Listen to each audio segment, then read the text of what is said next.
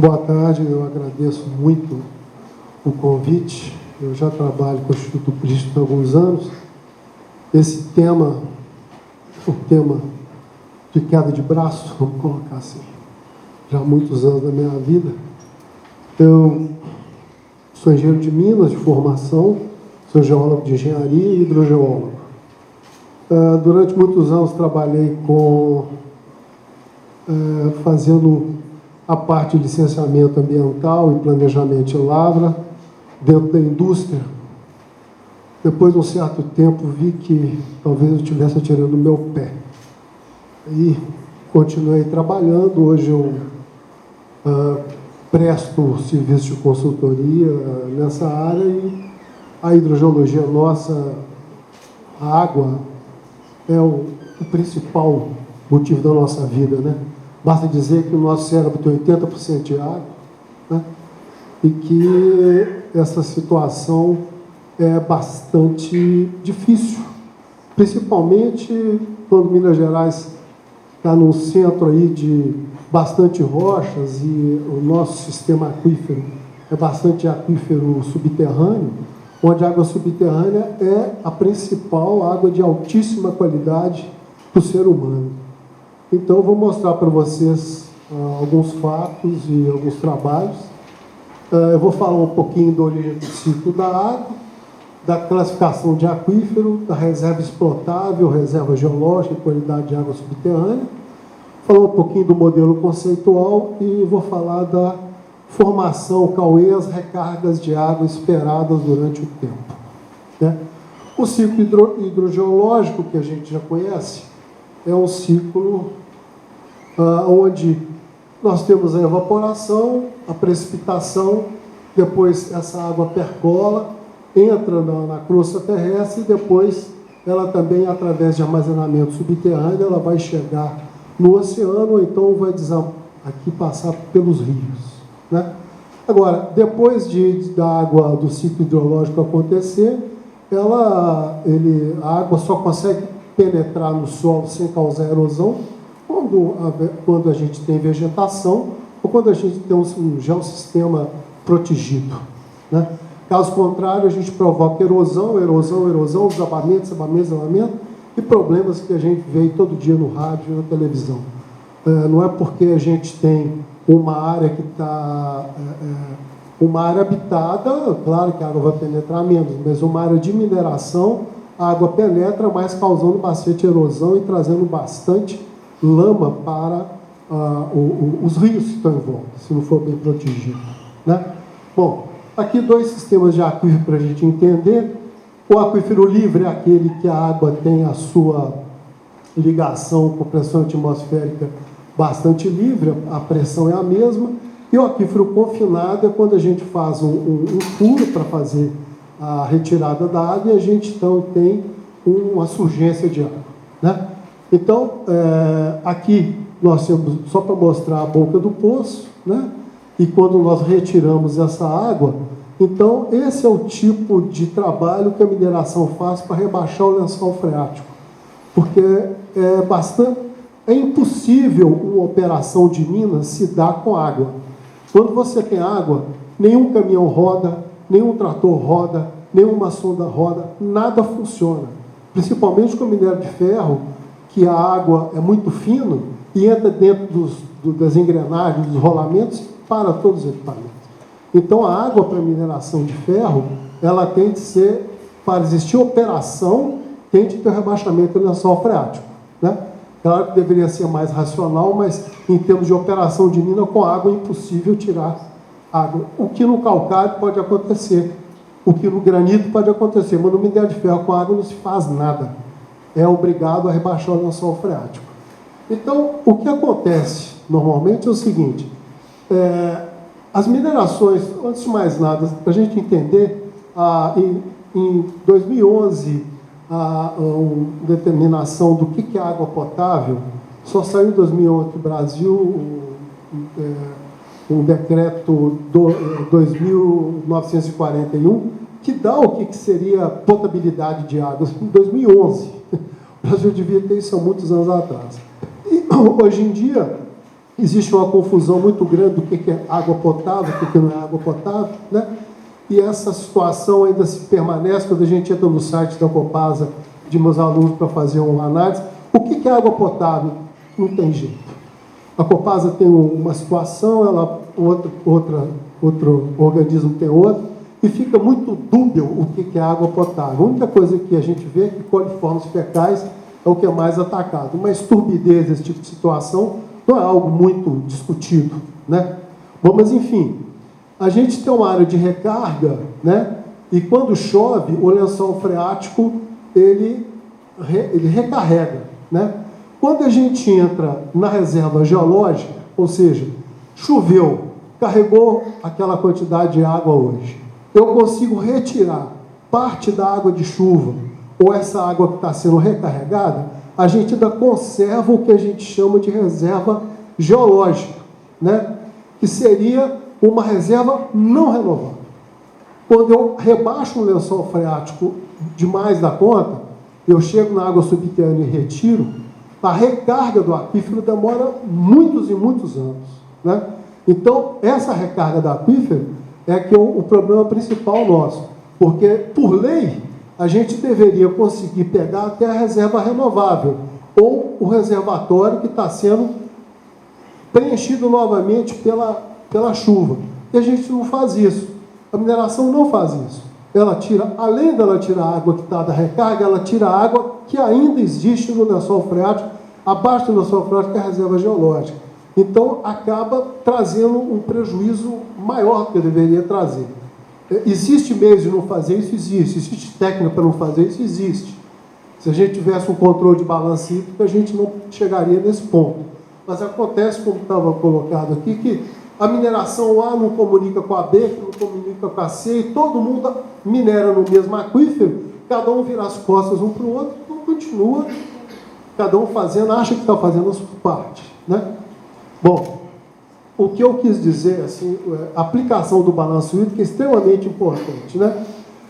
A gente pode trabalhar calculando o balanço hídrico da seguinte forma: a gente tem uma estação pluviométrica, que pode ser instalada na mineração, a gente tem a evapotranspiração, que é o que se perde com a evaporação da água, o deflúvio, que é o rebaixamento do lençol por poços e drenos profundos na mina, né? E ainda as nascentes, que se perde água, que nasce água, mas não deixa água de deflúvio, a infiltração, que a quantidade é o que infiltra, e a gente tem um nível de água subterrânea que é monitorado pela mineração, que é esse ΔS. Se esse ΔS é maior do que zero, a gente está na reserva renovável. Tudo bem. Mas se eu começo a fazer esse cálculo e ter um ΔS menor do que zero, você está começando a tirar água geológica. Para de bombear esse tanto, injeta novamente a água no sistema à frente, que é possível.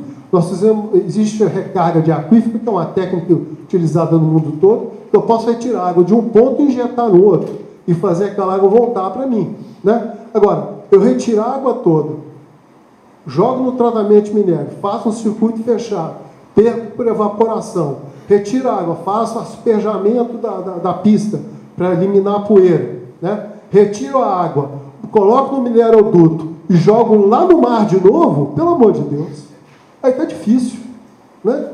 Eu retiro a água do lençol freático, colocar no mineroduto e jogar água no mar, está ficando cada hora mais difícil, né? E outra coisa, a outorga de água se consegue, mas pagar pela água não se paga. Quando você faz um poço para rebaixar o lençol freático, a mineração não paga a água que tira. Isso deveria ser alguma coisa também discutido, né? Bom, então, nós temos o abastecimento público, que é bastante grande, com a perda enorme. A vilã também não é só a mineração, a população é uma grande vilã também. Que a gente está acostumado a falar que água, São Pedro que cuida. Não é São Pedro. A situação da água é nossa. Tiver uma pessoa molhando uma folhinha, esguichando, lavando o automóvel, é uma coisa que devia pensar mais de uma vez, né?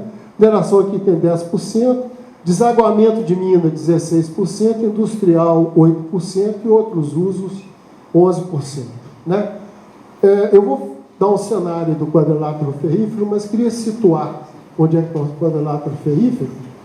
Zona de produção de minério de ferro, 60% da produção nacional sai daqui, aproximadamente 7 mil quilômetros quadrados, envolvendo Sabará, Santa Bárbara, Mariana, Congonhas, Ouro Preto, João Molevade, Rio Piracicaba, Itaúna e Itabira, reserva de ouro e manganês. Né?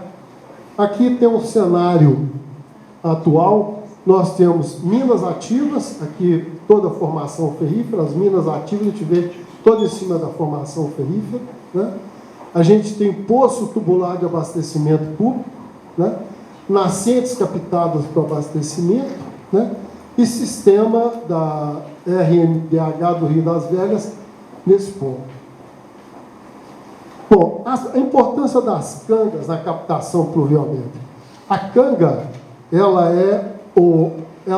como ela é porosa, ela consegue segurar a água e fazer a água penetrar no subsolo. Quando se tira a canga, vai formar uma erosão.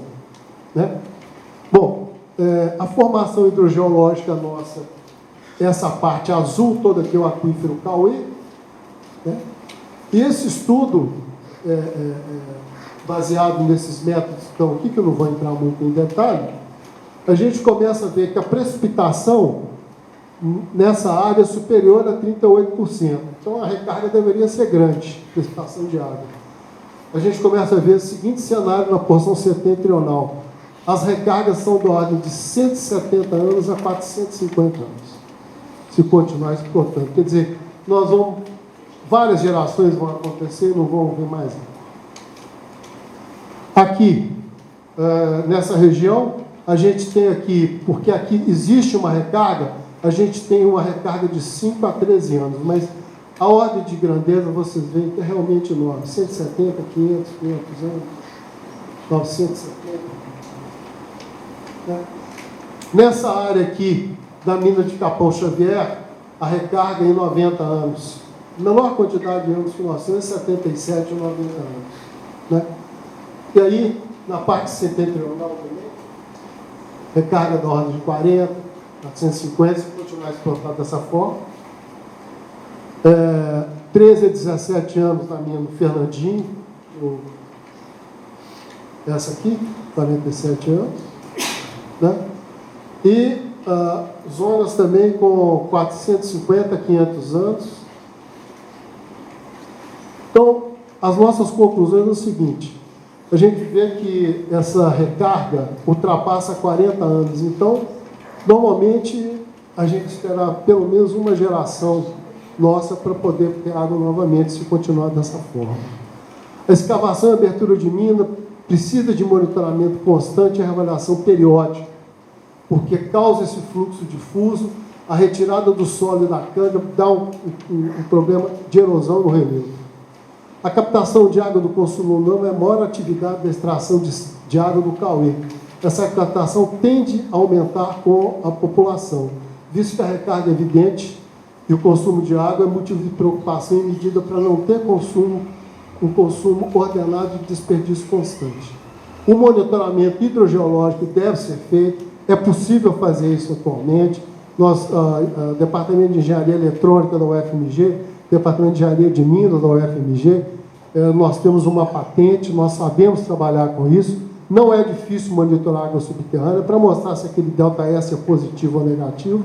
E essa é a nossa próxima etapa que o Instituto Crítico também está trabalhando para a gente ter esse equipamento à disposição de novas investigações. Né? Eu coloquei a conclusão em inglês aqui, mas uma das sugestões nossas que eu gostaria de resumir é o seguinte: água não é um produto mineral.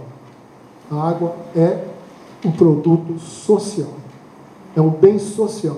O Departamento Nacional da Produção Mineral, no Brasil, é um dos únicos no mundo que tem a propriedade de ser o dono da água. Em países evoluídos, a água já pertence ao Ministério da Ação Social. O dia que a gente conseguir mudar isso, nós vamos evoluir. Porque enquanto a gente tiver outorga de água, se nós já fizemos uma pesquisa, sabemos disso, né?